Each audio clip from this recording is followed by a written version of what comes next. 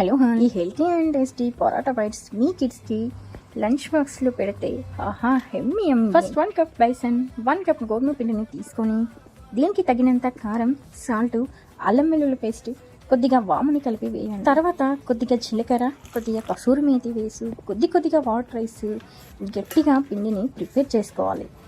మరియు దీనికి next stuffing కోసం స్వీట్ పొటాటోని తీసుకొని బాయిల్ చేసి స్మాష్ చేయాలి.